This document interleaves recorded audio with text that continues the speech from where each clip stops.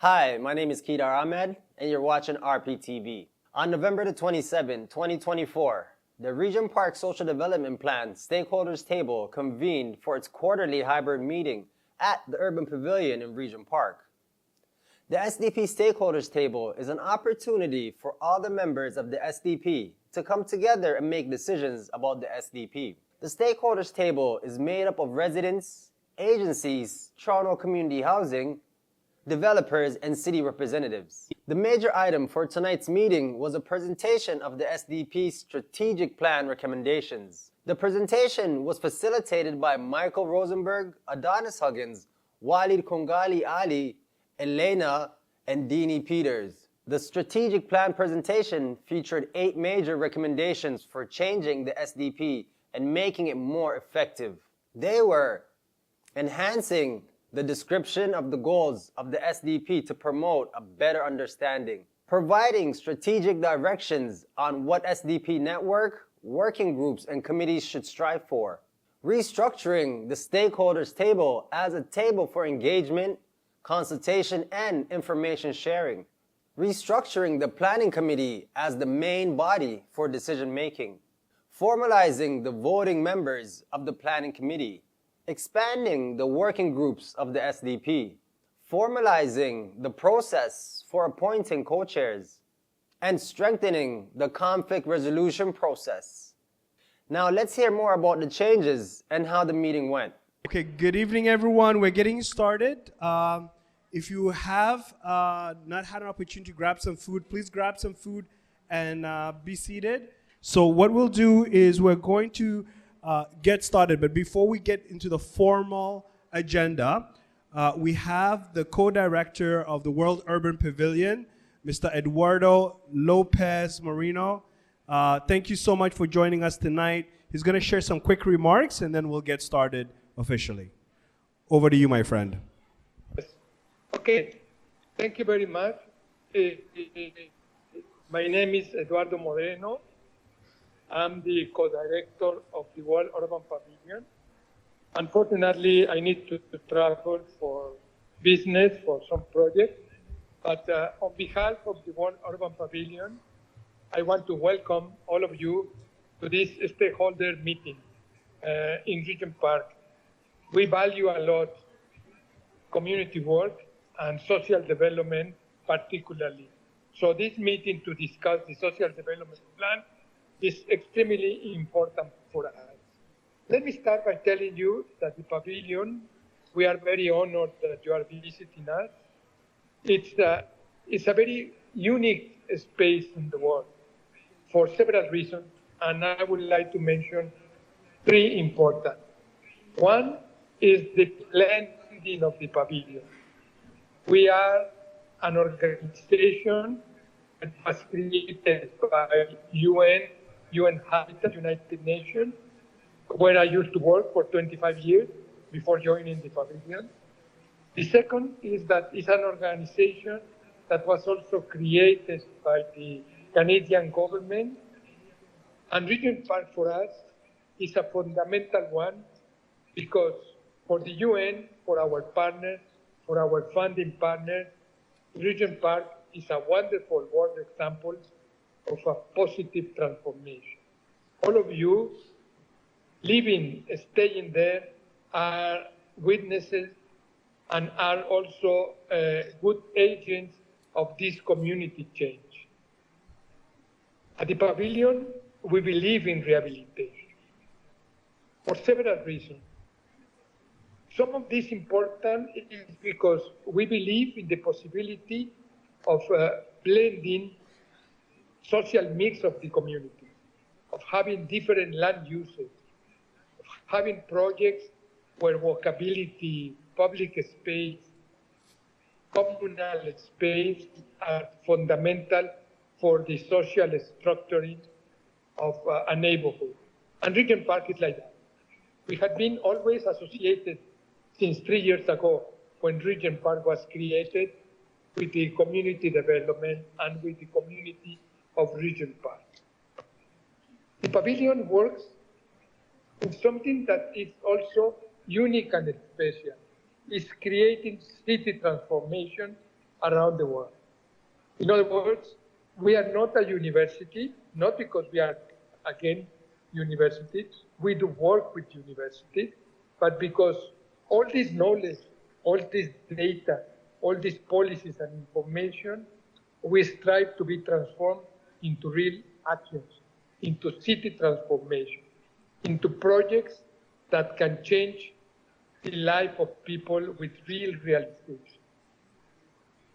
The pavilion is a hub of the United Nations, and this hub is called the SDG, the Sustainable Development Goals. At city level, we represent United Nations in the space. We have the honor that you are visiting us to say that this hub wants to make sure that cities realize the principles, the objectives, and get the impact of the SDG. Another important reason is that the pavilion is involved with the United Nations in a project that is only starting out, and for which we invite you, when you discuss your social development plan, is to consider that measuring quality of life with a new tool, which is the voice of yourself, is the possibility to create the mechanism to understand what residents of a community think, what they care, what they believe, which are the principles and which are the preferences. And we have created a method that United Nations has validated in order to use your voice to transform into policy.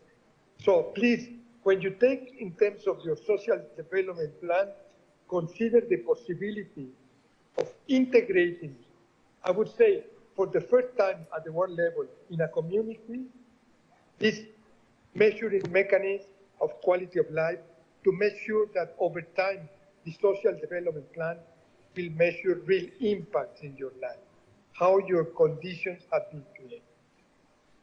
I know that you are going to discuss important elements that also are very central to the pavilion. Number one is the possibility of making sure that communities remain cohesive, united, integrated, and well-connected. Building connected communities is for us fundamental. Second principle that we do not only share, but we defend and we advocate for is participation and inclusion. We want to make sure that your social development plan is based on a fundamental premise of social inclusion. The inclusion of all of you, regardless of your origin, of your beliefs, or your preferences, or your conditions. We believe in this community making that is different. And the third and final point is you are going to discuss the fundamental element that voice matters, and it does for us. And the quality of life program that we have is creating conditions for this voice to be elevated to decision makers. And in that sense, we invite you to consider that as you will discuss also the future that we envisage, and I'm sure it is shared with you, is a future of security, a future of walkability, a future of public and green spaces, of life of families are more important than anything else. Or your community values are central for designing the space where you live. We do all that in real projects. And for us, your visit to the World Urban Pavilion is fundamental because we don't only welcome you, but we want to make sure that we nurture the same understanding of working together, of realizing things together. So please consider us as a very active partner, and in your discussions, do not forget that the pavilion is an ally of what you do, and it's supporting you in different grounds. I want to thank you for your attention.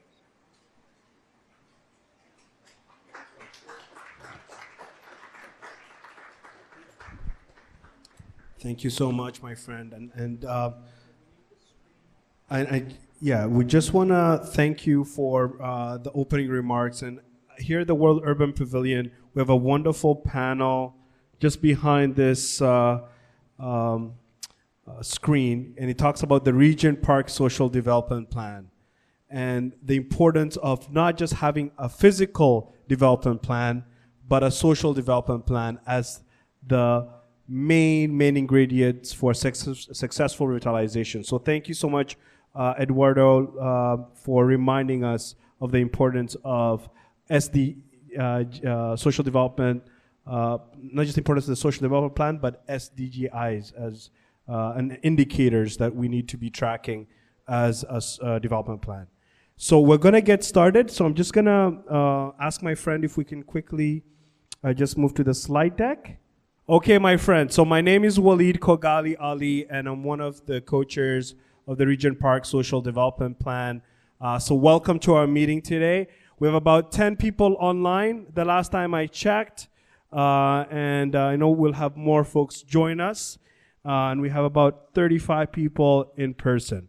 So give me 1 second, just gonna make sure that we go to the next slide. So Michael, whenever you're ready, next slide, please. Okay, so I wanna make sure that everyone has registered because we are tracking attendance. This is a formal meeting. This is a very important meeting, and we're gonna be making decisions tonight, okay? So I wanna make sure everyone understands that. So I'm gonna do a quick land acknowledgement, and then we're gonna get our meeting started. So I wanna start us off by acknowledging that the Regent Park Stakeholders Table acknowledges that we're in the traditional territories of many nations, including the Mississaugas of the Credit, the Anishinaabe, the Chippewa, the Haudenosaunee, and the Wendat's people, and it's now home to many diverse First Nations, Inuit, and Métis people. We also acknowledge that Toronto is covered by Treaty 13, signed with the Mississaugas of the Credit, and the Williams Treaty, signed with multiple Mississaugas and Chippewa bands. We also acknowledge all treaty peoples, including those who came here as settlers, as migrants, either in this generation or in generations past, and those of us who came here involuntarily, particularly those brought to these lands as a result of the transatlantic slave trade and slavery. We pay tribute to those ancestors of African origin and descent. Next slide. Okay, so our agenda is as follows. We're going to do a quick round of introductions. We're going to talk about the status of the SDP strategic plan and city refresh. And I want to remind everyone, the strategic plan was informed not just by residents and members of the planning committee, but it was a decision that took place at the stakeholders table. So I want everyone to remember that. This was a decision that came from this body to have a strategic plan, okay? So we're now going to be reporting back on that work. So we're gonna talk about the summary of the strategic plan process. We're gonna approve of major changes. Then we're gonna talk about the next steps. And then I have some amazing announcements related to meetings that are happening at the City of Toronto, okay? So we're now going to the next slide. Okay, so the social development plan. We had our hosts talk about the social development plan and how it's so important to the revitalization of Regent Park. We all know that it's not about just investments in physical infrastructure. It's also about investments in people, right? So the SDP is a plan with goals and recommendations, and it's also a community network. It's about bringing people together, agencies, grassroots organizations, residents, whether they're market or Toronto community housing tenants. And the purpose of the SDP is community belonging through inclusion and social cohesion. And I just want to remind everyone, what are the parts of the SDP network? When we talk about a network, what are those parts? Well, firstly, we have the stakeholders table, which is this. This is a very important part of the SDP. It's where we have large meetings like the one we're having today. Second, we have the working groups. Okay, shout out. Who's from Safety Network? Yeah, see some hands up. Safety. Okay, community building, come on. Who's with part of community building? I see some hands up here, community building. Thank you. Fardos is also one of our chairs. I hope everyone knows who the chairs are. Employment and economic development. Yes, I see them. There, Elena, good. Okay, lastly, communications. Who's part of communications? I see Kedar, I see Adonis, I see a couple of people here. Thank you, communications. So those are the 4 working groups of the SDP. The next important part of the SDP network is our committees. So we've got planning. Who's part of planning? I see some people putting their hands up. Planning, Marlene, I see Lona, Miguel, Elena, Brandy. Yes, planning. Evaluations. Yeah, Brandy up there, Lona, I see that. Where's Dini? Was Dini here? Yeah, Dini's an important member of the evaluations. There she is. There you go, Dini. Thank you for being here, Dini. Okay, we got terms of reference committee, right? And we have community benefits. Community benefits is an important one. Ilona is very involved. I love that about you. Community benefits is an important committee because it's helping the community decide how $26.8 million in community benefits is going to be spent in this community, okay?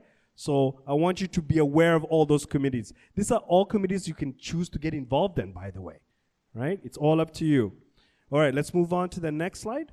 Okay, I'm going to introduce Dini Peters, who's going to speak to the next slide that's going to focus on the SDP. So Dini, go ahead. Come on in. Hi.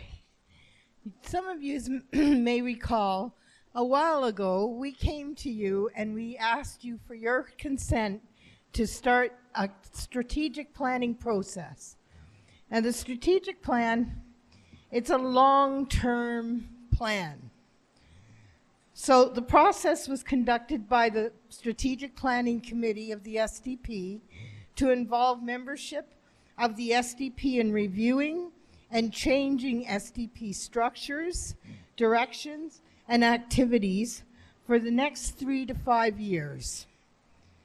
There's also, alongside our strategic planning, was the city refresh of the SDP. And it was a process that was conducted by the City of Toronto to primarily review the city's role in the SDP.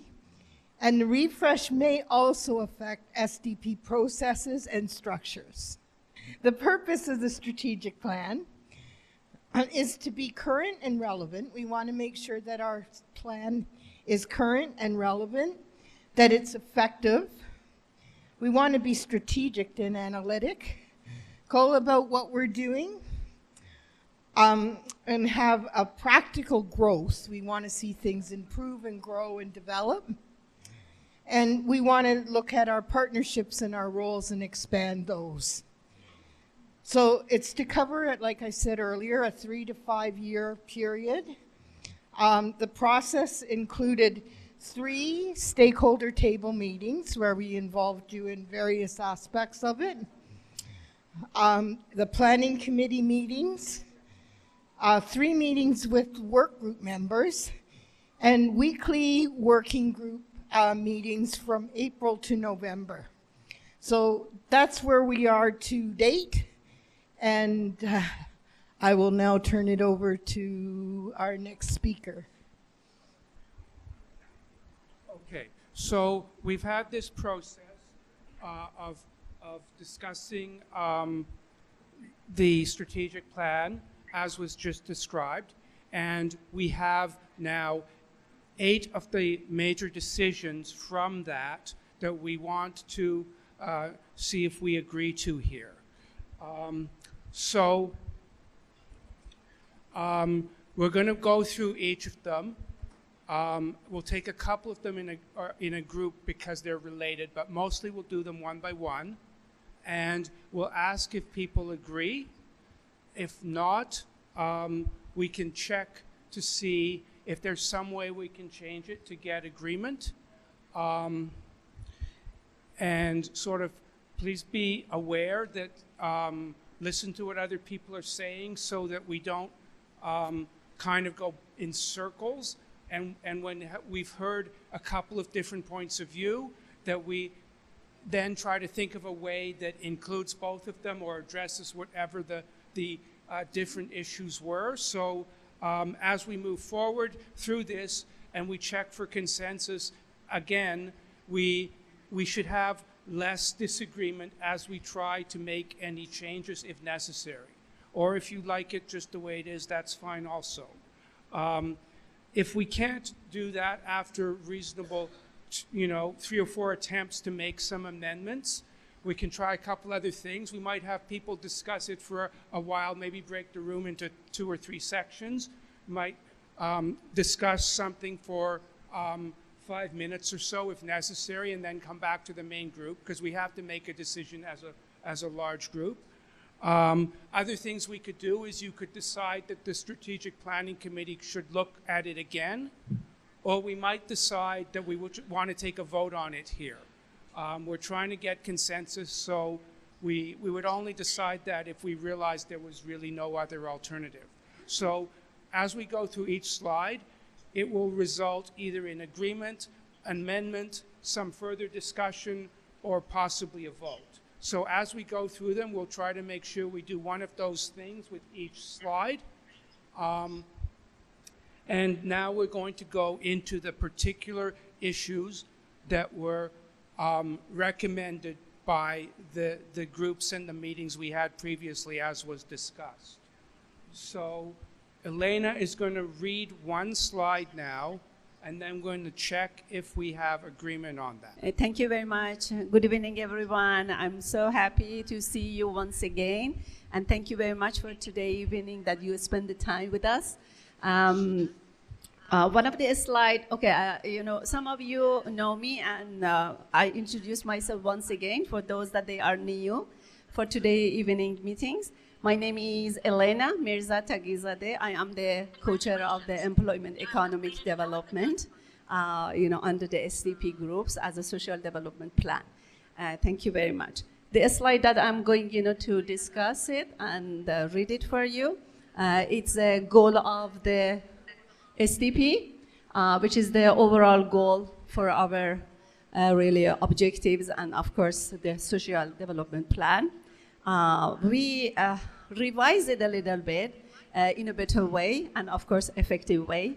And always we would be thankful to all of you to have your opinion, ideas, and even suggestion regarding whatever changes is happening in SDP.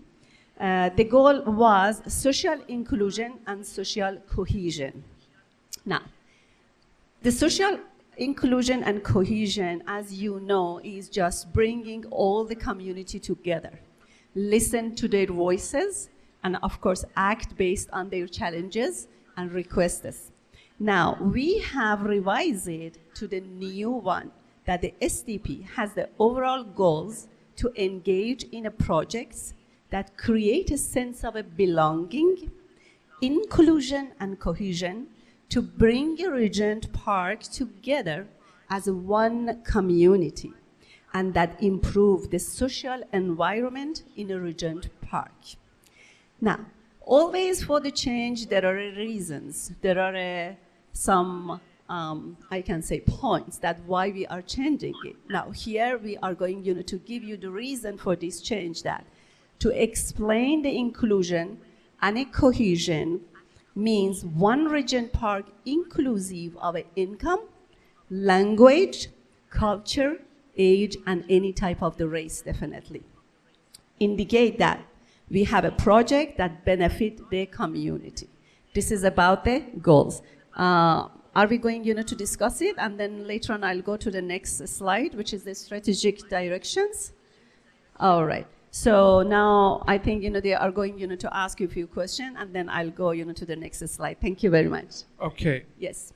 Get back to the Michael. To improve the social, so that would be the main vision. To improve the community, to improve the social environment of Regent Park. All right. The original reason for that was a connection to the other sentence, so I think that's what I was going to say, but we can change it. I don't think it makes a lot of difference. So Adonis just wants to change the word that to to. It's not going to make that much difference. It's just how the sentence connects together. Either way is basically fine. It slightly connects the words in a different way, but it doesn't make that much difference. So he wants to change just so it says and to to improve in the second section. That's just one word change. I think we'll just go with that unless there's a problem with it. I mean, there was a reason why we did it the other way, but it really doesn't matter, I don't think. Okay, so does anybody else have any other comments on this? I think everybody should have got a copy of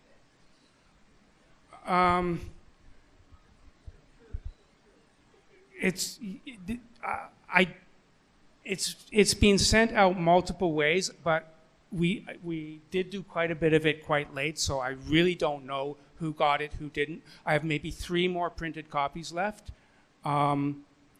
So you can look at it, but I'm not actually 100% sure when things went out prior to the meeting. But I'm sure it went out at least once, but I really don't.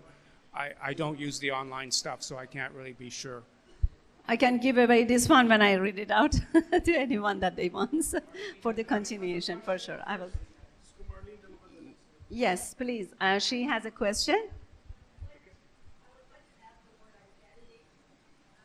Marlene, we can't hear you. Do you want to say I'd like to add the word identity.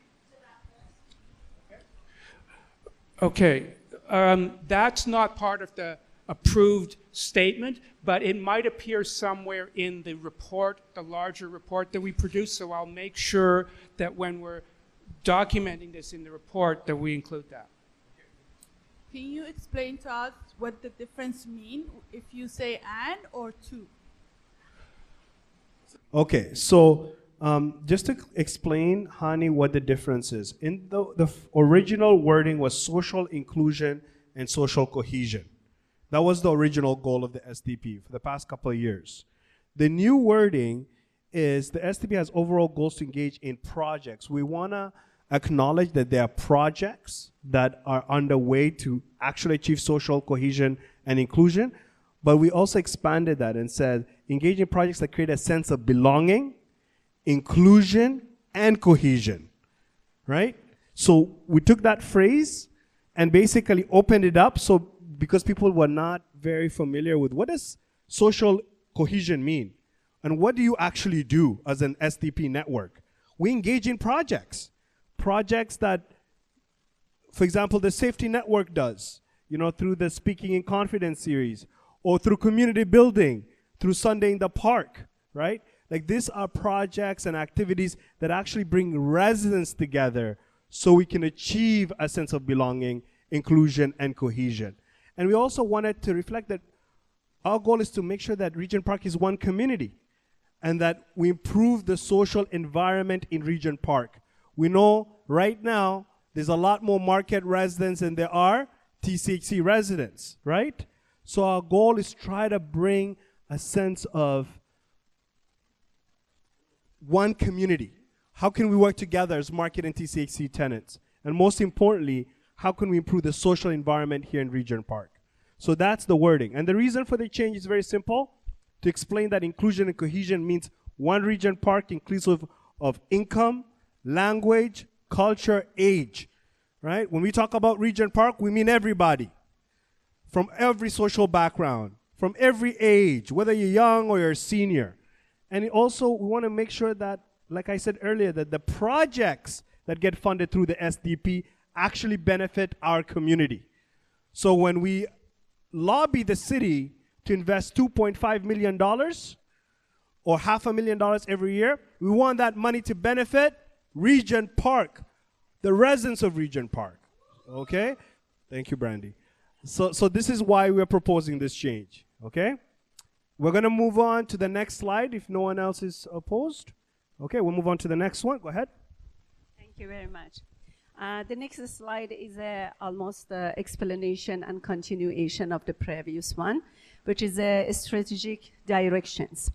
It has been more explanation about the previous goals of the SDP. The first one is create a sense of a belonging, inclusion, and cohesion that brings the Regent Parks together as a one community. The second point, improve the social environment in a Regent Park.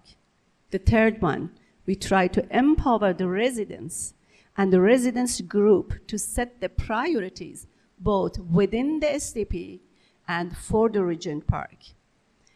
Last one, have an equal number of the TCHC and the market residents. As you know, at this moment, we have the 70% of the market residents and 30% of the TCHC, and we try to bring it to the 50-50, that we get the equal number from the both community.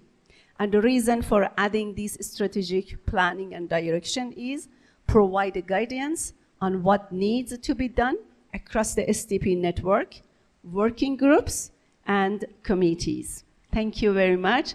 I hand it over to the Wali. Thank you. Okay, so we'll take some questions from the floor, if any, or any changes on the strategic directions. Okay, go ahead. Joel, could we have a mic for Joel, please? Okay. I'm hearing this last bullet differently than I had understood it to be. I understood it was equal numbers of TCHC and market residents engaged in the social development plan. That is correct. So not living in the neighborhood? No. Oh, okay. Yeah. Hopefully we'll get there, but that's all we can do. We have control over the social development plan. Any other questions? Okay, seeing none, I'm going, oh, wait, Ilona has a question. Ilona?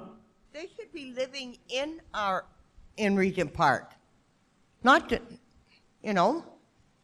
it's equal number of TCH and market residents. Isn't this about Regent Park? This is about the social development plan specifically, so that's why I answered that question when Joel posed, is this related to the entire community or just the SDP? This is about the SDP, but I want you to know, Ilona, that it's the goal of the neighborhood association. It's the goal of many organizations in this community to make sure there's a balance of 50-50. We want more RGI units. We want more affordable housing in this community, right?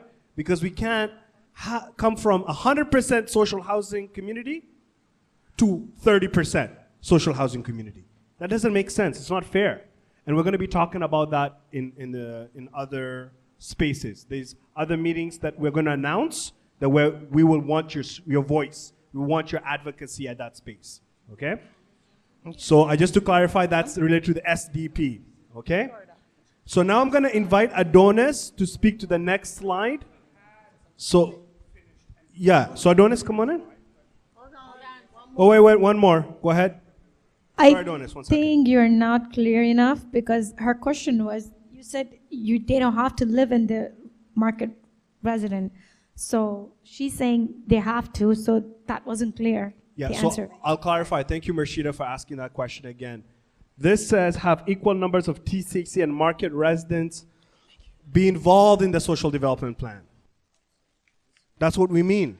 We want both market and TCC to be equally involved in our committees, in our working groups. That's what we mean.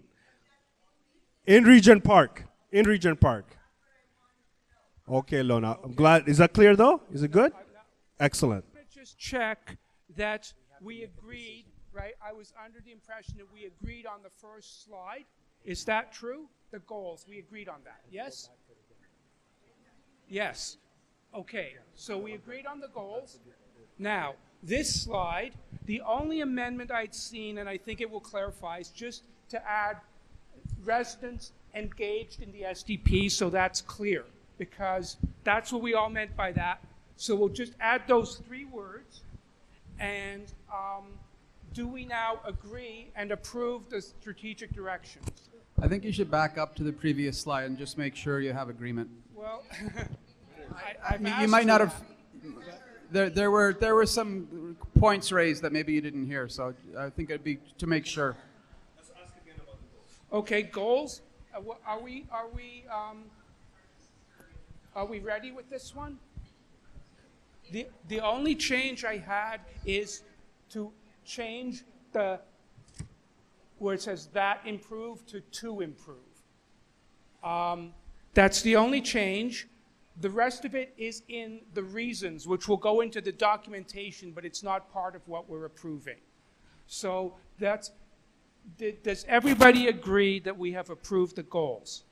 Is there any problem with approving the goals? Okay, now the next one, strategic directions. The only words we changed is the end of the last one where it says equal number of, and then we're going to add the words engaged in the SDP. So equal numbers of TCHC and market residents engaged in the SDP, because that was what we actually meant by it, and that will make sure everybody reads it correctly. Any comments on this? Good. Does anybody have any problem with approving this slide? I have a problem. Okay. I don't have a problem. I have a suggestion. I would like if we can go through and then approve. You want to hear all the slides first? Yes. I prefer that because is it okay if I give you a copy to read so you can look ahead if you want to? Because the other people aren't so interested in doing that. how many people? The only reason why I'm saying this, last time when we have something like this happening in stakeholder, a lot of residents came back to me saying that we didn't know what we were approving. That's why I'm saying what I'm saying. So I do see the advantages of that. Yeah. If we do that, Yeah. we'll have to go fairly quickly through them. No. So and then let's. Yeah. we would have to go back and do them one by one. Okay. Now, is that really necessary? Because I'm hearing quite a few people saying not to do that. Yeah. So I just want to quickly just ask for Dora just to consider this. We are actually acting on those recommendations from last year. We don't want to just quickly present everything and then just approve it. We're going to go each slide by each slide, get input from everyone, get buy-in from everyone, then approve it. That way, it's fair, right? Is that okay with you, Ferdosa? Okay. It makes sense? Yeah, I see a lot of people saying makes sense. Okay, let's move forward then. Okay, so the direction slide, I'm assuming that we were okay with that. Does anybody not want to approve that slide or make any other changes? Okay. Is anybody, can somebody watch the room? Because I can't see if somebody puts their hand up. So we've approved the first two slides. Now Adonis is, and we are going to do these ones in a group because they're so related. Adonis is going to read out 3 slides, and then we are going to discuss them.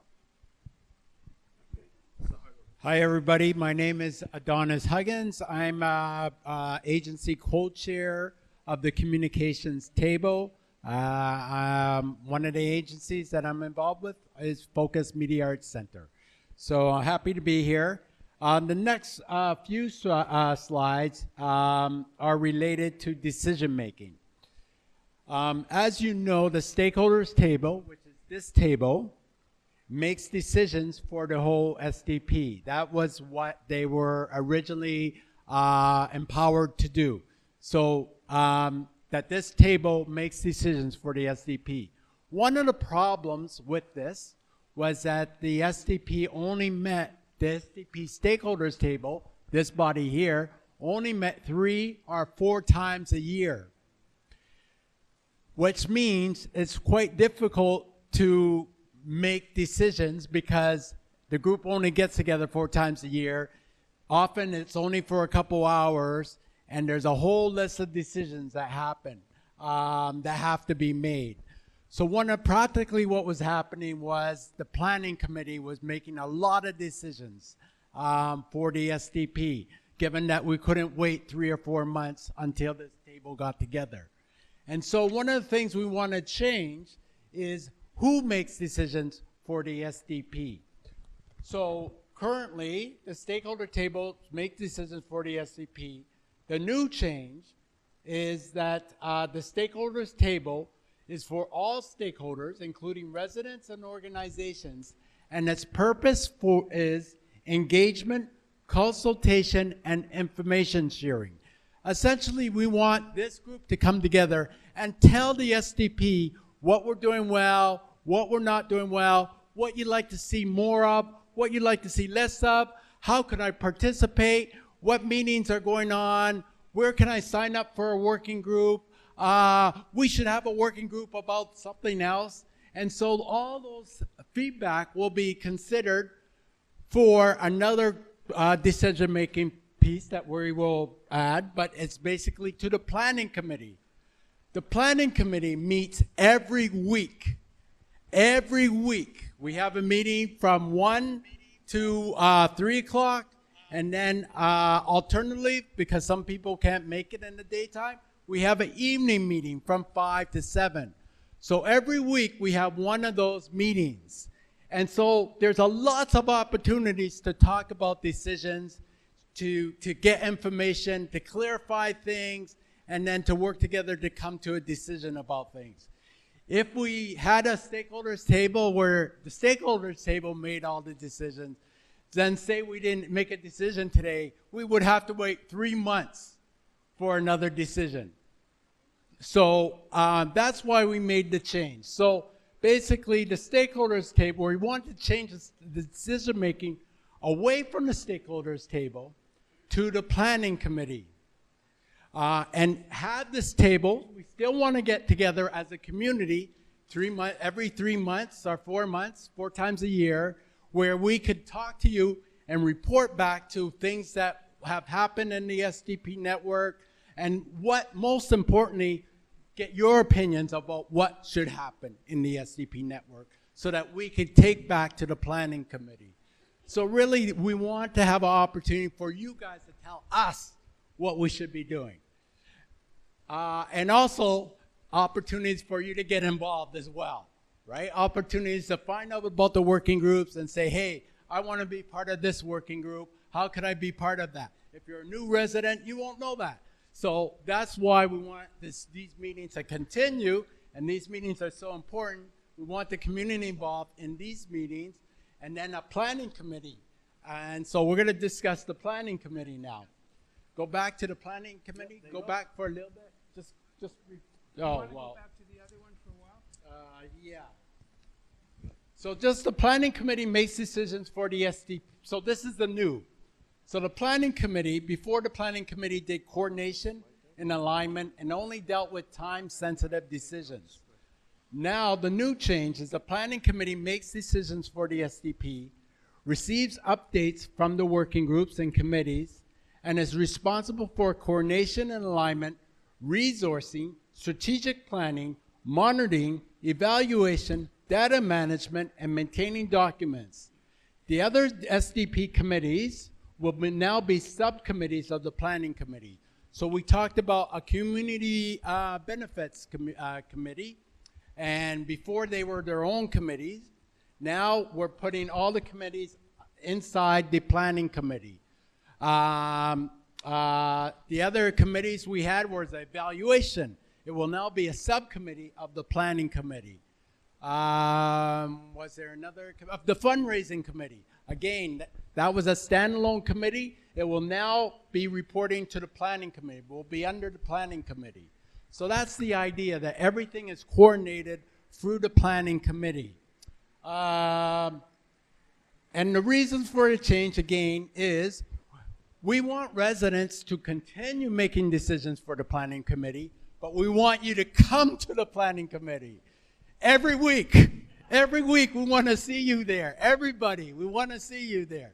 But we also want you to be part of the working groups, right? We want you to join the working groups and come to the planning committee. So that's the reason why we're changing, to increase the role and participation of residents in decision making. Again,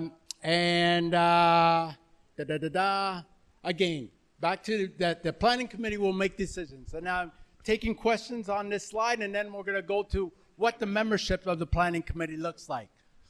Go ahead. I see a question over there, Alana. Okay, that's all good, right? But I noticed in the planning committee that people have left because they were bullied. Bullied by a lot of people here, okay? And how would you expect us to make decisions if we're bullied right out of the committee? Okay? I don't think it's a good idea because not everybody is still there. A lot of us are gone. Even I have thought of leaving the planning committee because I don't feel safe. I don't feel, I know there's a lot of people here who respect me and love me, but I also know that there are some people here that do not respect me and don't care what I think. That's what I say.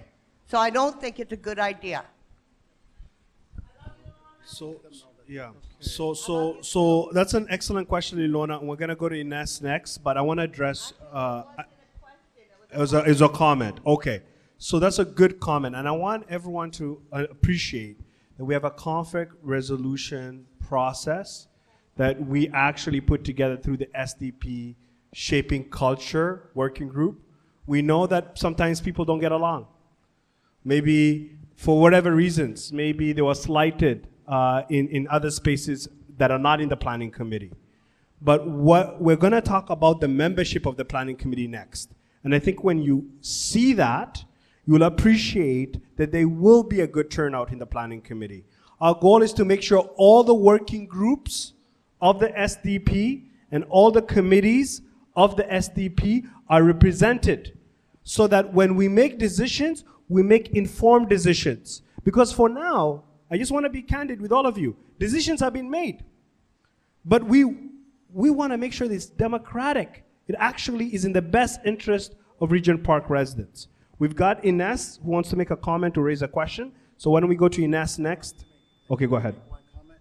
The other thing we're going to discuss, and we know that there have been conflicts and different opinions and different beliefs and in the SDP network. It's going to happen because people have different opinions and beliefs. We also have, we also are going to be talking about a conflict resolution changes that we're making later in the slide deck. So we're going to be talking about conflict in a little bit. Maybe we need to make it stronger. I don't know, but we're going to be presenting that as well. Okay, hi everyone. My name is Ines. I am a co-chair of the stakeholders table, and I oppose to this decision making. The reason why I don't sit in there, I step myself out. I send a letter to this email to the city and the TCAC staff, because I'm not going to mention names because I'm going to put them in shame. In the SDP Planning Committee, I was literally bullied, attacked, and this is why I don't attend, because it's not a safe place. And the reason why I oppose to this decision making is power and control.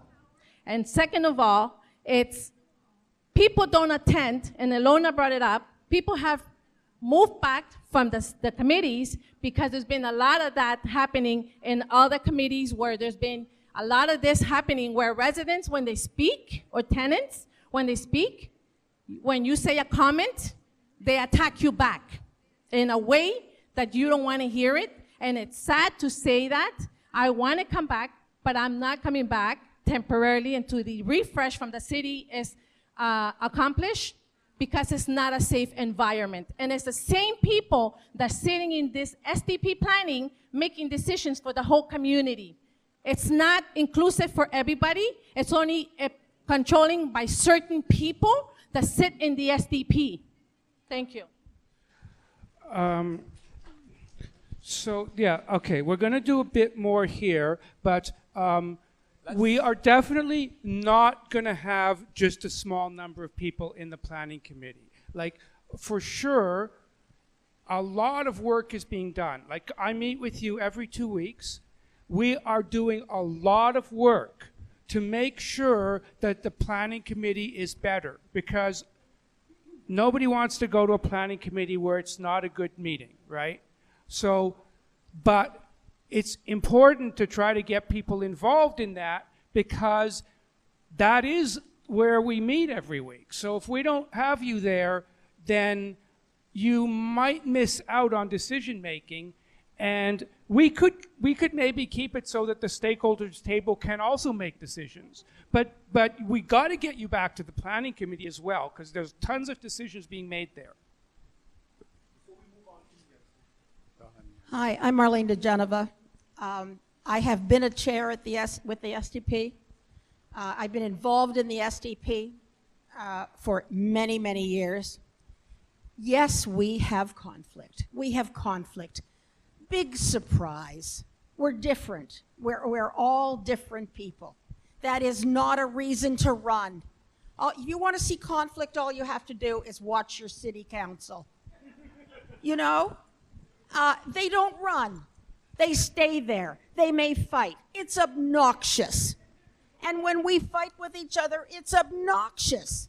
It is obnoxious. And we can't allow it to continue. But we have to figure it out together. Together, we have to figure it out. And no, it should not be allowed. And I'm in total agreement. We have not the right to bully each other. But that doesn't mean we stop. The SDP is our governing body in our neighborhood. And we don't let it go down the drain. We don't allow it to go down the drain because some people have no bloody self-control. We insist that people have self-control, or we do something about it.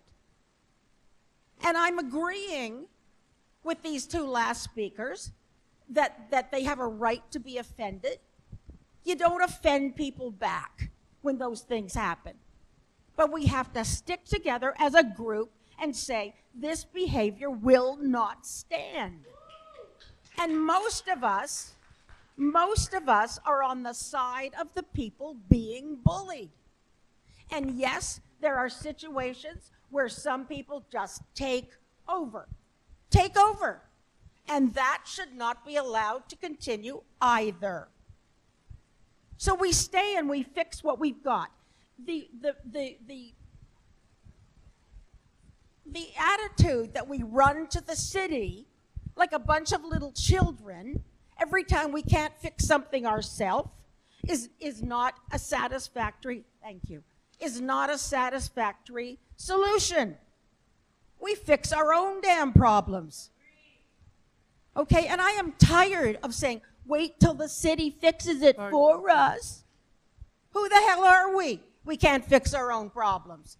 That is the problem. And every time that we run to the city says, of course, those poor kids living in Regent Park, they can't do it for themselves. And that's what they've been saying for decades, decades, decades. And the more we run to the city, the more autonomy we give up. And we'll be right back where we were in the 50s, never being able to look after ourselves. They have rejected participatory governance in this, and they're just chomping at the bit to take over completely. And that's what we're trying to do. Is the city here tonight? They are not. They're trying to do this on their own. And as far as they're concerned, what's happening right here is irrelevant. Well, it is not irrelevant. What we're doing in here is the main thing. They're trying to say that the SDP is not the governing body. Well, it is. So we've got to stop this and stop running away. Okay. So we're going to explain what the planning committee, who's on the planning committee, who's going to be making decisions if this passes. And then we're going to come back and get all the questions, other comments and questions, okay? We're going to hold the questions online first. Okay, so who's going to make decisions? Before was open to all SDP members for consensus and voting. So before, any member who wanted to be in the planning committee could be on the planning committee. You didn't have to be part of the working group. If you were a new resident of Regent Park, you could come to the planning committee. So anybody can come to the planning committee. If you missed 5 meetings in a row and came back for the 6th meeting and decided that you wanted something, you could bring it up, and your voice would be respected and added to that, and you could vote. That was before. We have changed it now. So what we want is, again, anybody could come to the planning committee. It's just that there are voting members and non-voting members. The voting members are active residents and organization members of each working group and committee. So if you're on a working group and you're active, that means you've been involved with the working group. You're more than welcome to be on the plan. You could come to any planning committee that you want. You're considered an active member of the SDP. You could participate in voting and participate in consensus, in the consensus process, where we all collectively try to come up to a decision. However, what we want is to make sure that Regent Park residents are at least 50% of the residents who come to the committee are members. 50% of the members who come to the planning committee and are voting are residents of Regent Park, Market and TCHC. So we said, basically, that if you're a member of the working group, that we want, so say there's 5 members or 6 members of one working group that comes there, so community building. We're saying for all 6 of the members to have a vote on the planning committee, half of them, 3 of them, have to be residents of Regent Park. Otherwise, only those 3 members get to actual vote when we do a voting process. Remember, we do a consensus process in which everybody who comes to the working group, to the planning committee, could participate in making decisions. But if there's a place where we can't get consensus and we try, there's a process where we have a voting. And as part of that process, we have voting members and non-voting members. And the voting members, we want to make sure that the voting members are, at least half of them, are residents of Regent Park.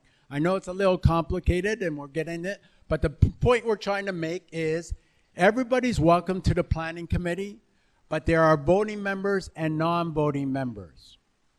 Only the voting members will vote if there's an item that we can't make a decision on, that we can't come to a consensus on.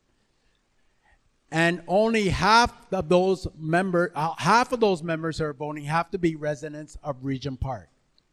The rest have to watch. All right? If you're not a resident of Regent Park, no matter if you're an organization, if you're not half of your working groups, half of you are not representing the working group but are not residents of Regent Park, you don't get to vote. I know it's complicated and we could explain it a little better, but let's take questions at this point in time. So Sarah Jane first, she's on the online. Sarah Jane, go ahead with your question, please. Okay. I do not feel safe at the planning committee because of events that have happened to me over the last year, actually. But the last one was just desperate. I was so shaken I couldn't attend the next day. And I'm taking some time off. And I've had some steps to resolve it. Adonis, you were in one of my steps to resolve it. But it hasn't been resolved. There's still too much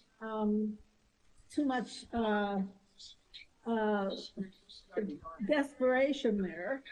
So I would like to postpone my voting on this until after the Christmas, when my steps to resolve it will go further. I cannot attend the planning committee the way it is now. Understood. Yeah, we're going to talk about conflict in a later slide, so we appreciate anything you have to say as well. So, but Michael will continue this process in terms of continuing. So do you guys have the plan when the 50-50 comes? Which is the 50s making that decision? You said 50% is resident, right? Who's making the decision? Michael will explain, but everybody's welcome to come. Everybody's welcome to be in a consensus process in terms of making decisions. But there are times when we have to vote because we are not able to come to a conclusion. In those times, we have to make sure that 50% of members who are voting are residents of Regent Park. That's basically how it's working. But go ahead. So, Michael, if you want to so clarify. there are organizations that run various events and facilities in Regent Park. The point of this is just to make sure that they cannot have more than half of the members who are going to vote. It has to be, half of them have to be residents. And you got some people who are residents and they're part of an organization. But as long as you've got at least half are residents. So that's just a limitation on the organizations, that you cannot have more organizations than residents. Hi. Okay, I think I'm hearing something here that is very concerning, the decision making. I think you are proposing something that is interesting as a model, but people are talking about safety if we were to set any kind of decision making in this kind of setting. So I recommend strongly, if the safety, it's going to be an impact into people's participation into the decision making, for you to take a specific action if you want to alternate your plan. It can be gradual for you to be ensuring proper setting for people for their participation into decision making before you can move to the step of making them autonomous. If you do not put that step, now you're forcing residents to be in a setting where they won't be feeling safer to participate fully. So I just wanted you to be alternate whatever you're recommending to encourage and support the safety. Thank you. Okay, so there's a couple of things that are being considered here. We're talking about decision making at the planning committee, which already happens. So what we're mostly trying to do is actually make it easier, actually, for people to attend the planning committee. Now, in some ways it was easier before because there was no real specification. So it might have actually been easy that way also. But by doing it this way, we're also helping to encourage people from all the working groups to come, to have organizations and residents, but more residents than organizations. And we're trying to get people involved in the consensus process, but we're just suggesting that for voting, you don't want people to just show up at the last minute, because we've also heard criticism about that there should be some way of knowing who's going to vote, because that usually only happens when there was disagreements that couldn't be resolved any other way. So we don't want the voting itself to turn into an issue and make it more difficult.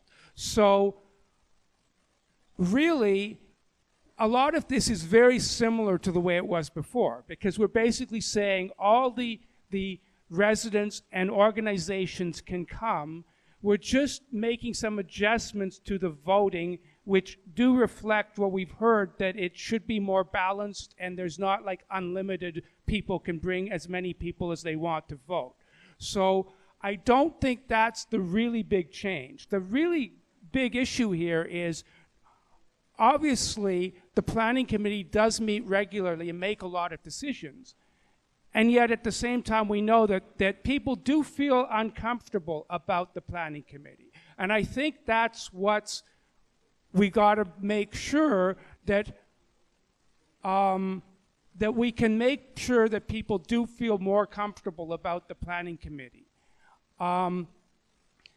We do make, I know that I personally, under the Regent Park Social Action Group, have gone around and made every effort to communicate with people, and I know Adonis has also done that, to try to resolve as many issues as we can. And I think what has happened is that we have 2 or 3 really difficult conflicts. Many of our smaller conflicts, we've actually gotten so much better at discussions and communication that they don't turn into big arguments anymore. And even if you look at the surveys we did, it actually showed that people did think our meetings were getting better.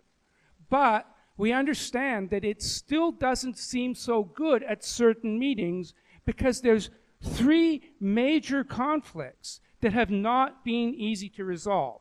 And I know they will not be easy to resolve. But we have improved our abilities in discussion and consensus so that many of our issues no longer become arguments. The 2 or 3 that we have not been able to resolve are so bad that whenever they come up, it's guaranteed to be a big argument. And we haven't been able to solve that yet. But I cannot provide an instant answer to that. Everybody here is working on it. But we know we have 3 or so major conflicts. And that's why you keep saying it hasn't been resolved, because it's absolutely true. Those 3 things have not been resolved. Yeah. So I just want to also add to the changes. As I can see from last meeting when I was here, the stakeholder, and you guys are looking at recreating the stakeholders and the planning committee. What I noticed that time was I was saying same people will come back, and they did come back, and the problem still look like it's the same, people feeling bullied. That's the word Ines used, which is really, for me, I understand what that means. So when people feel like they're left out because of their social economic or because they're trying to community housing, it's really scary. And I know all of you here for good reason, and you guys have done so much, as you guys were explaining, saying that you guys got good at dealing with conflict, but it still looks like the problem still exists, which I think you guys will all have to come, sit down and discuss and put more time on that instead of recreating this position and then same people coming back. Also, I just want to say that you guys are doing a great job, so keep going. Thank you, honey. Hello, sorry. Yeah, I know there's a shooting. I got a call about it. Hello, Hello. Sorry, everyone. So before everyone gets anxious, I did get a call from a couple of neighbors. There was a shooting that happened on River River and Dundas. So there is police that's going to be around the street. So you're going to see a lot of police presence here. So I just want to give you all a heads up that you're all safe. That just is an isolated event. That's why I picked that phone call outside, is because we just got notification of this incident, okay? So we'll just go back to the presentation, but I just want to make sure everyone to understand you're safe. So don't worry. So Adonis is suggesting we try for the other 3 slides and then come back to this. Do people agree with that? No. Okay. No. All right. All right. Just asking. Don't be angry about it. That's why it was just a question. All right. So now, so we've got the planning committee. What do we want to do next? I think what we're trying to do is, again, figure out if we could pass the planning committee. We understand, again, that there are conflicts. There is a conflict slide that we kind of want to get your input on. So if we could leave a little bit of the conflict aside for now, our people's feelings of safety within the planning committee, and just talk about the structure of the planning committee. Basically, does this group want to empower the planning committee to make decisions around the SDP, about the SDP. So, because at this point, you guys are decision makers around the SDP, and you're not going to come back until another 3 months. So, effectively, the planning committee is making those decisions anyways. But they're not really empowered to do so. That's why we wanted to change it. So, related to planning committee, I have Marlene and I have your name, but I forgot your name. Gabby, okay. Hi, I'm very much in favor of this. I think it streamlines the process. I think when we're in the planning committee, it really ties our hands in many situations. When a decision must be made and we have to wait 3 months in order to move ahead.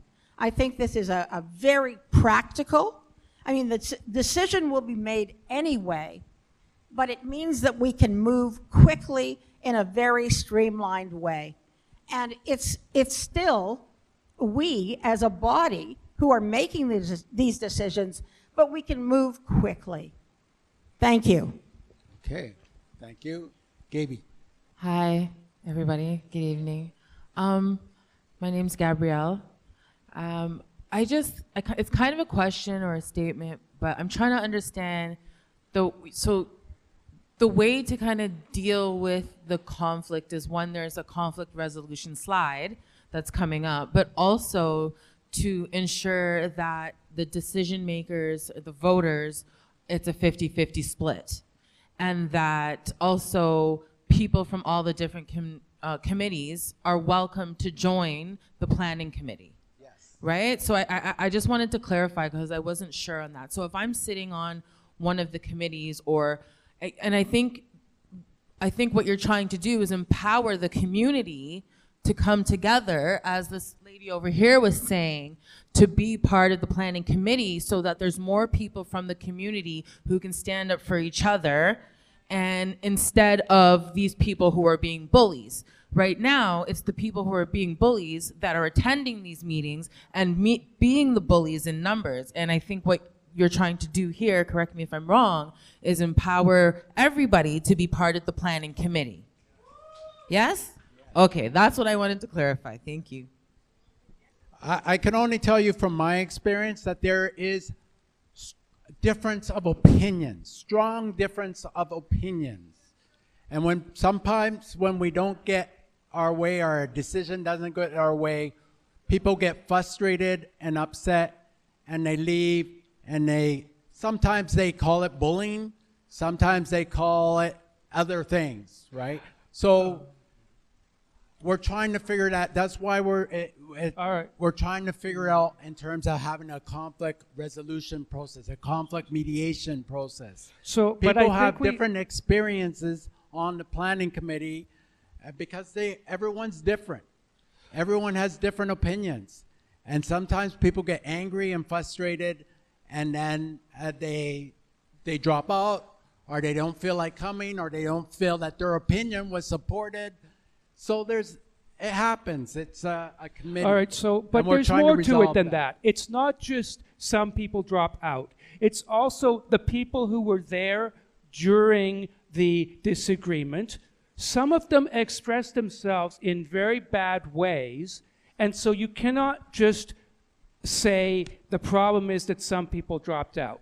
It's also a problem with the people who are there, and they have to express themselves in a better, more constructive way and be willing to adjust what they think when they hear other people. We've got two conversations involved in one here. We're talking about conflict resolution and we're talking about decision making. The question is around the planning committee's role as a decision maker. And if this is a consensus process, if people do not agree with that, could they please give an alternative to what they'd like to see versus, I don't like that, that's too bad. Because we're not going to be able to move forward like that. So I'm just asking people to think about if there's an alternative that you think would work better than having the planning committee make the decisions that meets every week. Could we please hear what those ideas are? Thank you. Okay, guys, I don't disagree completely with the planning committee making decisions, but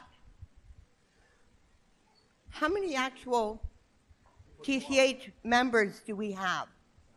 Okay? We don't have enough TCH members because a lot of them got scared away. Okay? I'm looking at a couple of people there in front of me that have managed to scare some people too. Okay? And you know I speak from my heart and truthfully, and I don't shade anything over. Okay? But there's no way the planning committee should make any kind of decisions until we get equal people. Okay? And I don't see that coming anytime soon. I think Elena said it. I'm not opposing to this. Just wait until enough people to join the decision-making process as a TCAC member or the market resident. So, and then you can implement this. I think that would be ideal. Okay, so I have a suggestion. If we affirm that the planning committee makes decisions, but we also say that the stakeholders table can continue to make decisions at least until people feel more comfortable with the planning committee being the main place where decisions are made. So can we adopt an agreement that both the planning committee and the stakeholders table can make decisions? Look, nothing is carved in absolute stone. Why don't we try this for a period of time and see how it goes? Okay? So far we've been running this with the group of us making the decisions. Okay? We didn't know how that was going to work out. But we've seen that it's a slow process. Why don't we run it as a project and see how it works with the planning committee making the decisions? Run it for, a year and see, and at the end of that year, see if it's made a change. See if more people, and when we see that this is where the decisions are being made, and I believe in my heart that more people will join the planning committee. Not everybody in the community is going to be afraid. And as we do better, I think more people will come back. And think of it as a one-year project. And if it doesn't work, we can take it back to the larger committee. Take it back to the stakeholders table. All right. Would anybody have problem with that? Hi, I'm Severa. I'm just saying it should stay the way how, because right now it's few people coming right now, but if we change it, people won't come anymore. Okay. So I think if we say that for this year, as Marlene is saying, that both the stakeholders table and the planning committee can make decisions, it still allows us to do the trial period or experiment that Marlene says we should do, but it might help to make sure that everybody feels comfortable with making that decision, and then we can actually go ahead and have that trial period. So if you feel that that's an important point, then we could add just two conditions. We could say for a one-year trial period, and that even during that trial period, the stakeholders table can still make decisions as well as the planning committee. And I think all of the different people might be able to accept that, because it still allows us to do the trial period. It still allows people to feel that the stakeholders table doesn't have to irreversibly or commit itself. So if people would prefer to have both of those conditions, I think we can do that. If they only need one condition or the other, we can do that. But it's okay to have both conditions, and I don't think it will make things any harder for what Marlene is talking about. Okay, we don't have any kind of flyers or anything like that inviting people to these planning committees. First off. Number two, people in Toronto housing, a lot of them don't even have computers because they can't afford it. So how are they going to get onto the planning committee without that? Okay? Maybe have planning committees like this once in a while so that more people from Regent Park and Toronto Housing can actually attend. Okay? Right. Hello, can you hear me? I love what you said, Ilona, because we need to have more in-person meetings. We need to be around each other so we appreciate why we're doing this important work. But I'm going to answer your question in the following ways. In the meantime, when it's cold, when we can't have in-person meetings, there's a wonderful service by your neighborhood association. It's called the Tech Lending Service. We actually have plans to launch it in January of 2025. We're working with the School of Cities. We're getting some placement students, and we also are going to have some of our youth support that program. And the other thing that I just want to quickly mention that's very important is we need more voices at the table. We need the voices of our youth, and I loved how we had a young member of our community speak up today. That gives me pride. But in the next slide that we're going to be discussing is how we're expanding the working groups. There's been a lot of discussion in the community that we need youth to have their own working group. We need youth perspectives actually represented at the planning committee. And I 100% support that. I think we need to try those changes. Make those changes. Let's try it out and then see how we can move forward. Ilona, you just cut me off. I thought I was answering your question, but go ahead. Not really. You were parading your own agenda again. Okay? This program that you're talking about, bringing in computers and stuff like that in our building, you got to be kidding. We have addictions. We have people off the street coming in constantly. We had 2 computers in our common room at one time. One of them was used for pornography. Another one was torn apart to the point it was useless. So you're going to do this? Come on. Okay, so I think it ain't going to work in all the buildings, especially the ones with mental health issues and addictions. Okay, so let's just agree that regardless of whether that works or not, we do like in-person meetings. But the thing is, before we get an equal amount of TCH and market, there's no way there's going to be any kind of decisions made because it would be unfair. I have an amendment after Ines. I have an amendment to the whole, hopefully to get to it. Go ahead. Okay, so just going back, it's not about being afraid of coming to the meeting. It's about enough is enough for your own mental health of putting up with the stuff that has been happening in the committees. And Adonis said that people don't want to come. Is that what was your wording? What was your wording? It doesn't matter. I'll listen to you. Okay, so it's not what he said.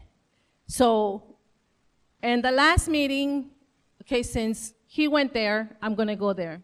Adonis was one of them that said, why, if she doesn't want to do the work as a co-chair, she shouldn't be a co-chair. That is a no-no. As an agency, agencies are there to support the residents, not to do that. And this is why I've stepped back for a while until things get fixed, because it is important to sit in those committees and make decisions, because I don't believe of the same people making decisions for everybody, that it's not enough participants coming in because there's too much stuff happening that it needs to be fixed. And I have mentioned that many times, that the committees, we've all created the BS, but we need to fix those BS. That we need to work together and fix it, but it hasn't been dealt with. So I'm just expressing how I feel, and what's been going on. It's not that I'm afraid, it's just for my own mental health. Okay. Thank you. No, look. Can I facilitate? I just want to say one thing. That I appreciate it, but that was made out of context. And I'm happy to have a discussion with you, or even a mediation with you around what you feel I said, because that's not what I felt.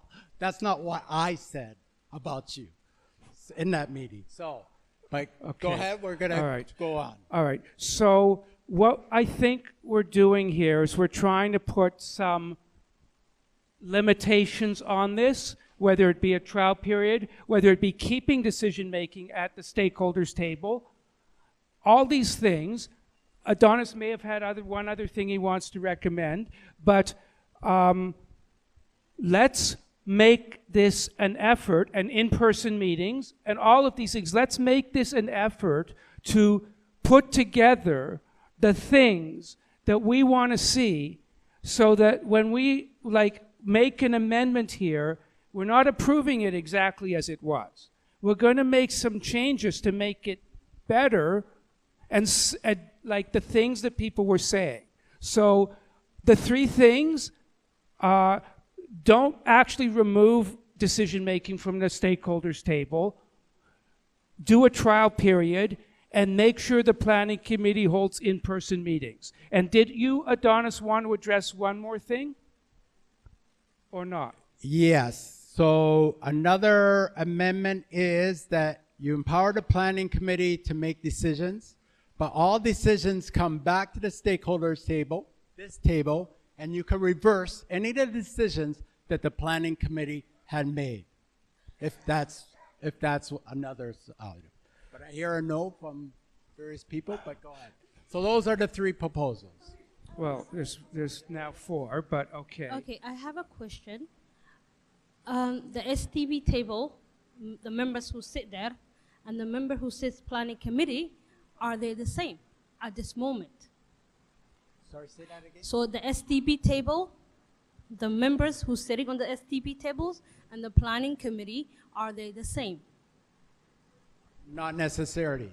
So people who here, some members are part of working groups, and they don't necessarily come to the planning committee. They're invited, but they don't necessarily come. And then some people here are residents of Regent Park who just want to find out about the SDP stakeholders table.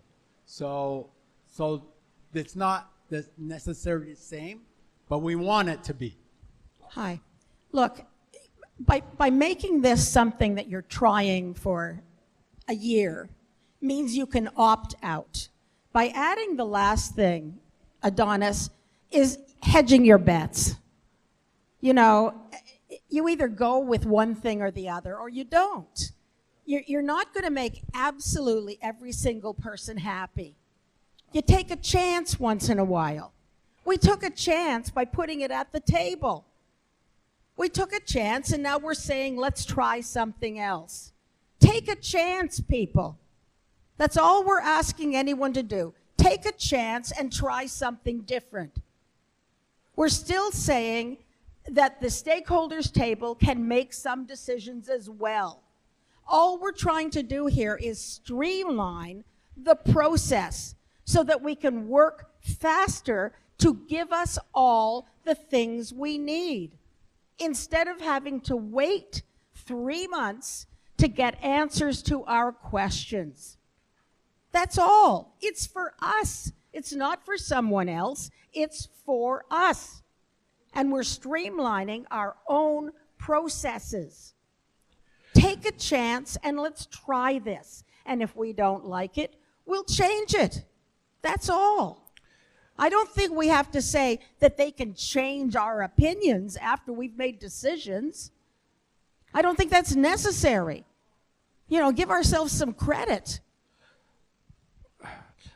Okay, so, I mean, there are mixed feelings about this, so that's why these ideas are being put forward, because you may not feel that they're necessary, but somebody else might now support the proposal because of this. So it's still worth discussing. We may not need to do every single one. Maybe that last one was unnecessary. I don't know. But I do have the sense that with some of these amendments, and we'll get in just a moment, we'll try to figure out which ones we actually want to use, but with some of these amendments, we are going to get to a point where it's not as different from what we have been doing. I feel like at this point, this is more about buy-in and people's sense of what's going on and being comfortable with it. So don't worry about the fact that maybe we're going to put some, extra taglines in here. It's what we're going to do when we do that is people are going to feel comfortable with it instead of feeling like they're being challenged by it. So we have now 4 things that have been suggested to make this better, more consistent with what we've already been doing, and more comfortable for the people who are still a little bit concerned for perfectly good reasons about what's going on, especially in the planning committee. So if we have 4 possible conditions or amendments that have been suggested. We don't have to use all of them. We don't have to use any of them. But I think it's better to use all or most of them. So what I'm going to do is I'm going to list them out, and then I'm going to ask if that makes it okay with people. And if necessary, we can discuss maybe some of those amendments shouldn't be done or whatever. We can try different variations. But first, I'm going to list them all off and see if that makes this into a good proposal. Okay? So the first one was, the first one was, we're not taking away decisions from the stakeholders table. We're just confirming that the planning committee can also make decisions. So that's number 1. Number 2, we will try this for a year and then we will re-examine it. Number 2. Number 3, the planning committee will hold some in-person meetings. Number 4, if we want to, if it makes people feel better, and I will ask the people who don't think it's necessary to just say maybe it's not necessary, but maybe it helps. Number 4 is the stakeholders table can change a decision made by the planning committee. To me, that's not such a big deal because it's kind of built in. If the stakeholders table can make a decision, then they can make a decision. So we're just saying that to make people feel comfortable, right? It's not like, it actually doesn't change anything. So don't worry about it so much. Just understand that we're trying to make everybody feel that this is really going to work this time. So those are the 4 things that we want to add to confirm and make people feel that this is going to work. Do people now agree with it and support it? Anyone object? Okay, so we're going to add that the planning committee can make decisions according to this description that you have on the screen, but we're also going to add those 4 points I just mentioned to make sure that the stakeholders table is still extremely important in decision making. Okay. So both groups can make decisions. Thank you. Where's my young friend? She left. Oh no. Okay, this is important. This is very important. And I see here, 1 second, I see Sarah Jane online. We're going to take you next after the new working group. So here. Okay, my friends, we talked about the fact that we had 4 working groups at the beginning of this meeting. Communications, community building, employment and economic development, and safety, right? 4. We're proposing new working groups. And what we're saying is new working groups can be created. Any resident and organizations that operate in Regent Park to improve the social environment in Regent Park and aligned with our goal of social inclusion and cohesion in the many aspects can become a working group. So the working groups will follow our terms of reference, And what we're proposing is let us be relevant to the times. If the youth want to come up with their own working groups, let it happen, right?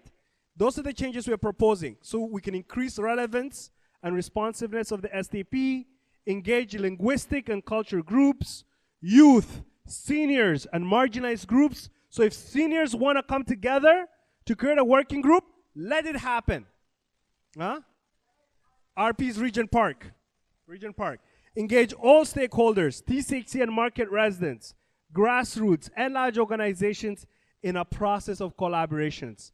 This allows our SDP to be more inclusive to everyone, right? So I'm going to ask if anyone has any comments on this change before we move to a decision.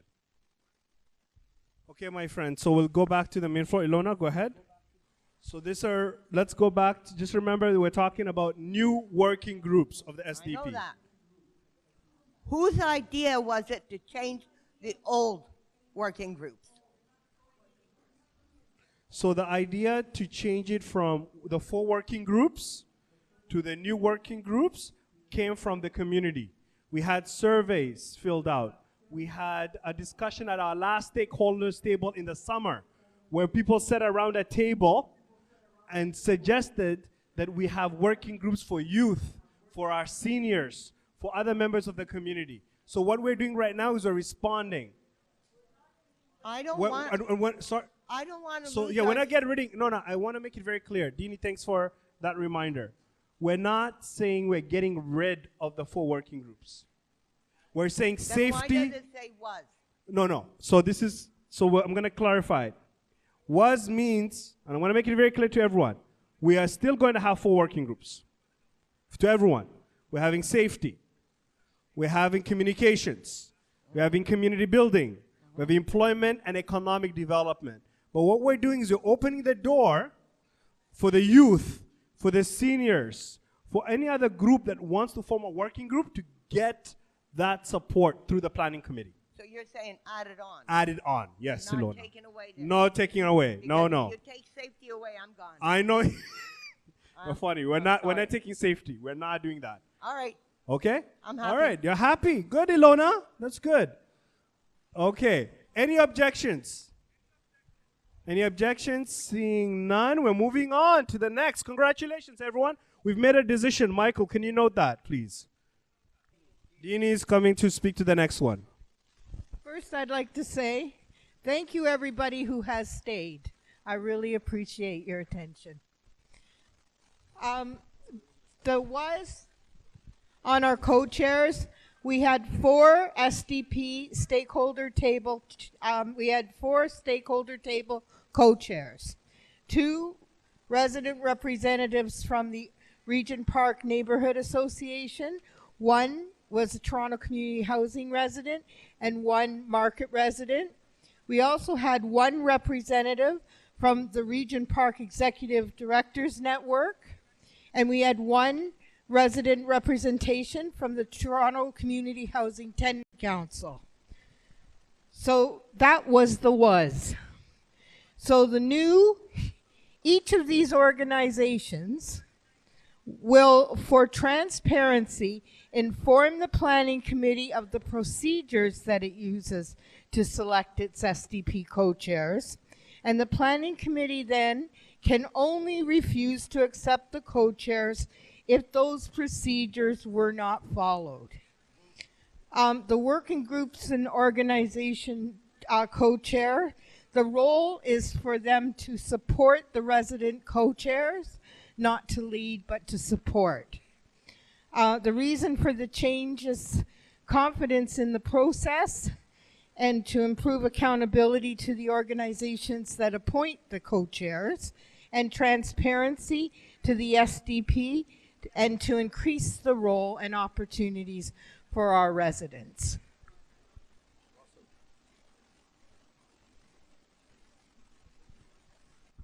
Thank you, Dini. Now, this is very important because it's about accountability. We're bringing more accountability and transparency to the SDP. Anyone opposed to more accountability and transparency, as clearly articulated by Dini? Thank you, Dini. Anyone opposed? Okay, I think we've made a decision. Okay, one abstention. Okay. So, Michael, can we note that we made a decision on that? Yeah. Okay. One abstention. Okay, 2 abstentions. Okay, next one is conflict resolution. So, speaking to that? Okay, conflict resolution is the next one. Okay, Michael's going to do the conflict resolution. Go ahead. So, about a year ago, we had some discussions that included creating a conflict resolution process. There were some other things as well relating to meeting procedures and other things. Altogether, we called that the Shaping SDP culture. It's supposed to be our culture as an organization was being described in those processes that we had at a stakeholders table about a year ago. So I'm mainly going to focus on the conflict resolution today. So conflict resolution is all about finding something that solves the problem. There are many different ways to get to that point. It can be done in person. It can be done by somebody going around and talking to each of the people individually if they don't want to directly meet with each other. There's lots of ways that this can be done to get to the point where issues are resolved. And we basically created a structure or a framework that says we can do that. And since then, it has been used a few times. Adonis was just referring to a case where he helped out with a conflict resolution, which is still ongoing, and he will meet with them again. I had a few conflict resolutions with 2 different people at least. And I also, like informally, I'm always going around talking to people, finding out what the issues are, and making sure we try to come up with solutions. So these things were available, but we didn't have a clear sense that people felt that that was like the go-to process, that as soon as a problem arises, you start trying to do that. So we wanted to do a few things here. First of all, we wanted to confirm that SDP culture, which was in fact going to initially be a trial period, so that was also, like we did today with the other proposal, that was a trial period. And so we now had that trial period, so we want to now include that in our terms of reference procedures. So that's one thing. Another thing is we want to make sure that we have additional capacity to do this. We may find we need to consult with other people about getting better at this.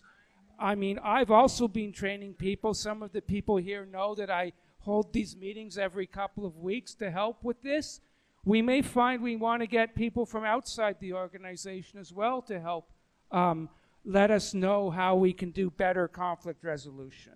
And we want to make sure that we're including responding to trauma as a part of that, because that's a very particular important thing that comes up whenever we discuss the difficulties and conflicts that people are having. So we want to make sure we get better at it. And then we want to do some procedural things to make sure that people do go to this process and actually use it. So we're going to ask the administrative assistant, or, you know, we can all do this, like direct people towards this process. But if we're going to make sure that, for sure, at least the administrative assistant directs people how to set up meetings and how to find a mediator, how to decide, maybe they don't want mediation. Maybe I call it shuttle diplomacy, when you might not want to have a direct meeting with somebody, but you want somebody to help to find a resolution. So maybe people prefer that because, you know, mediation doesn't always work, but there are other ways to do it when that doesn't work. So we don't give up. We try shuttle diplomacy or something else. So we want the SDP as administrative assistant to help people do that, and also to help people write a report and make sure that the working group or committee where the problem occurred, that they know what you're saying, what you think the problem was, and it's written up, and they will start to look at it. So to help smooth over the process and make sure we don't just say, oh, we haven't dealt with it. We want to make sure that those steps are taken so that every time when there's something, the working group or committee where it occurred is going to have the steps, the ability to take the steps necessary, because they've got a report, they've got somebody to help set up mediation, and so it actually happens when it needs to happen. Well said, Michael. Thank you so much for that presentation. So, folks, remember one of the themes today is accountability, transparency, right? We want to make sure that we're transparent. If there's a conflict that's happening, instead of people leaving the meetings and not coming back, we want to address it proactively so that everyone feels safe at our meetings, that everyone can contribute to our meetings. So we're going to take some feedback from Lona, and then we're going to test for consensus. And we have only one more slide deck, and then announcements, and we're done. Okay, we're almost there. Go ahead. Okay, this mediation that you're talking about. Mm-hmm. I had a mediation with somebody once. Mm-hmm.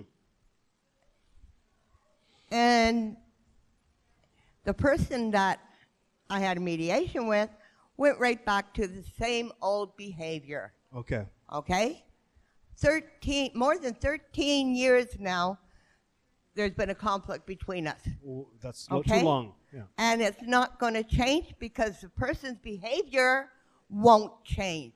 Understood. Okay? I even tried being nice to this person and cordial with him, and the first thing he did was slam me down.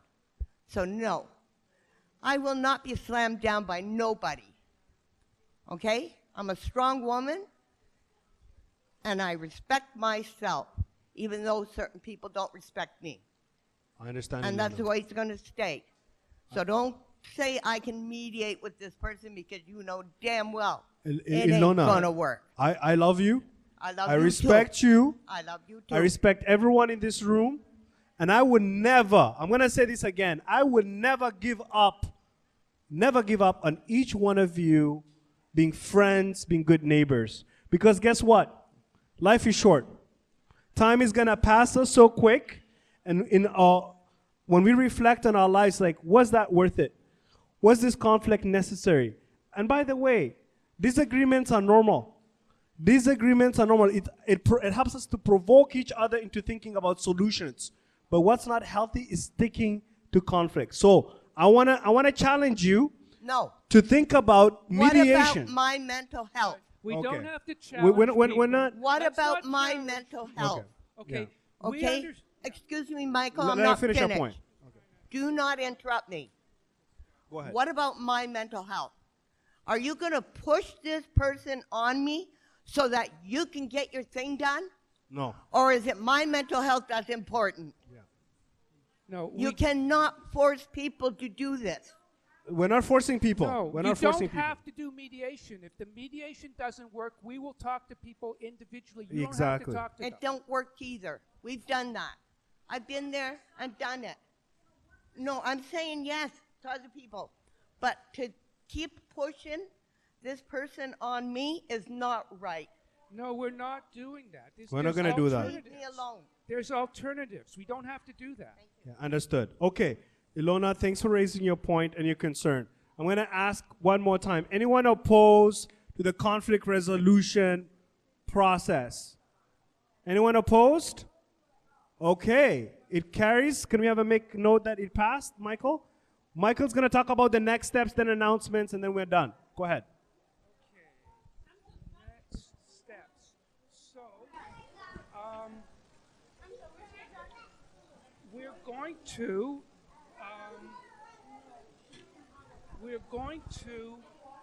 have We can't hear you, Michael. Go ahead. Okay, we're going to have next steps come up as a result of this. So,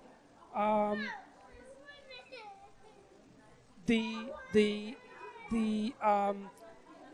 are a lot of additional procedures that we have in the terms of reference. These are the major changes. So now that we have a good direction, there will be continued work on a lot of details like description of the city's role and all these other things that keep going on. So there's more work to be done. We will hear from people at the meetings. You will continue to be involved. Now, we have the ability to create new working groups. People need to do that.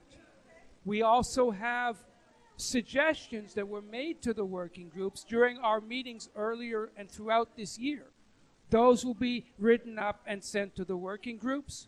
So all these next steps can happen. And of course, we will continue to discuss with the city how we can get the refresh working together with us. So those are some of the things will happen. Then we've got some upcoming meetings, which Waleed will announce the next few meetings, mostly with the city. Okay, folks, thank you, Michael. Thank you, Michael, for helping us build consensus. Can everyone please show Michael some love? Thank you, Michael. You did a great job tonight.